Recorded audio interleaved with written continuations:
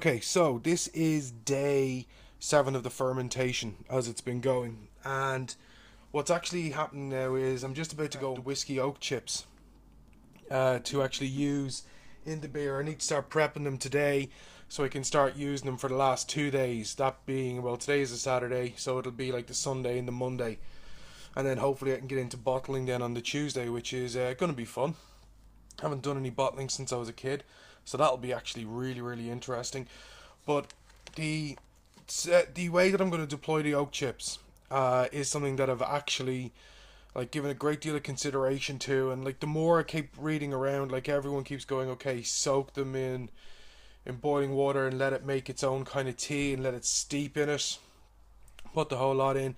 And I've decided like I'm going the 50-50 route, and you know what, if I'm gonna go like whiskey oak chips and everything else, then of course that means I'm gonna have to use some Jameson.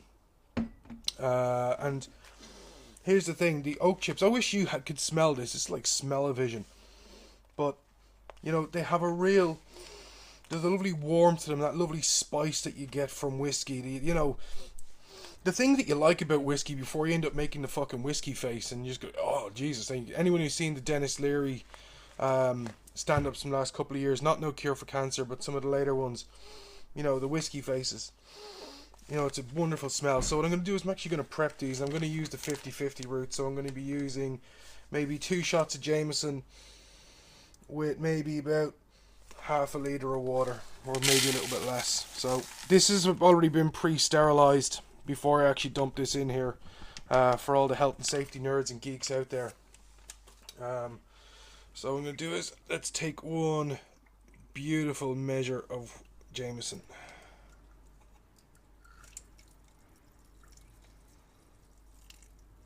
And let's take another measure of it.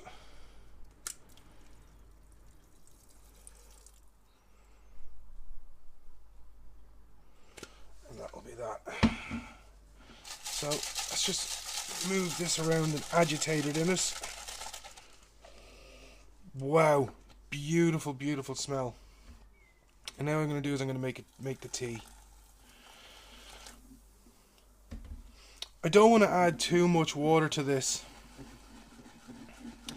and the reason being is that I don't really want to add anything which is going to cause like the beer to have its concentration affected by the amount of it. So what I'm doing is when I get to add this, like I don't know, maybe might do this later on today actually and just see how much I can get out of it, because apparently like the longer you leave it in here the more you get, and I kind of like, in one respect I don't want to add too much, but I keep thinking to myself, you know what, for what you keep espousing as a craft beer blogger about double IPAs and high strength IPAs as well, is that they should be big, bold, ballsy, brassy, unapologetic, in your face, aggressive. You know what, I kind of think that I'm going to go to 2.5 days. So maybe in about 12 hours time what I'll do is I'll actually make this into a tea bag and get this in there. But for the meanwhile now, it's just going to soak and steep in this. And what I'll do then is probably tomorrow morning I'll start preparing the first hop additions, which will be with the tea bags of Summit and Simcoe, which is about 65 grams in total, that came with the Evil Dog kit. And then what I'll do tomorrow then is, on top of the 65 grams, I'll probably top that up with maybe another 40 grams of Simcoe and Summit from my own supplies. And then on the Monday I will dry hop it then with probably another 80 to 100 grams if I have of the same as well. I don't think I've actually got enough to do an extra 100 grams, but I think it'll probably be about 60 grams to go dry hop on the second day, so I can get like as much as possible in there. I mean, the smell out of it right now is just like big and boozy, and like it looks great. So I think the fermentation, like I think it's still working away quite nicely. I'm hoping it's going to be complete by the time we get into day 10.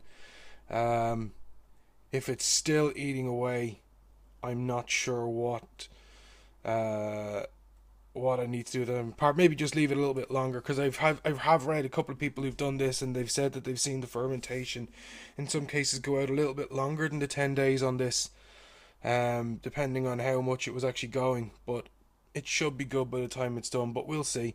So that's it for this sort of update on Bastard Dogs. I'd love to know your thoughts about the whole whiskey oak chips and sort of the whiskey feel going into IPAs. Do you love it? Do you hate it? Is it something that bugs you, bothers you? Is it something that you'd go and chase deliberately? Let me know in the comments section down below. And if you haven't already subscribed to this channel, subscribe to it, rate, review, thumbs up, etc. Thanks.